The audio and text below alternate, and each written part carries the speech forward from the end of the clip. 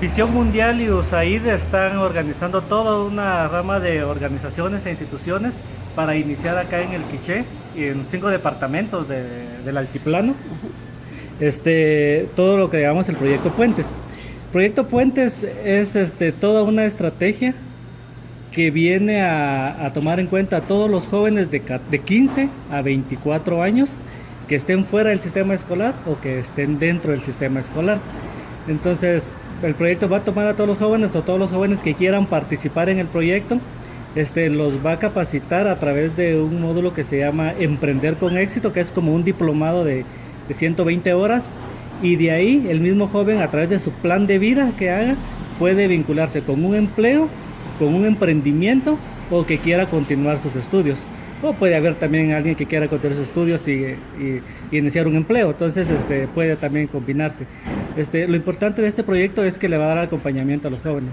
Sabemos de que muchos que se gradúan tienen tal vez ese sinsabor, ¿verdad? Que vamos a las empresas y nos dicen pues no tiene experiencia o no hay empleo, y todos estamos ahí recién graduados y buscando trabajo y no lo encontramos.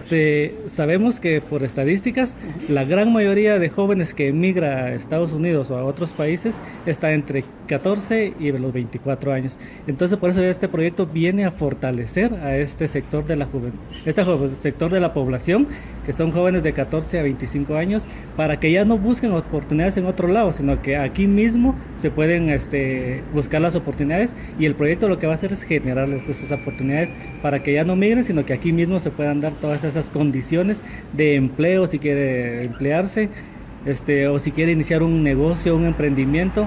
El proyecto incluso lo va a capacitar, le va a dar seguimiento, le puede dar un capital también, este tipo de financiamiento, acompañamiento, para que ese empleo o ese negocio pues realmente tenga éxito y no termine pues en fracaso, ¿verdad? Como a veces nos pasa.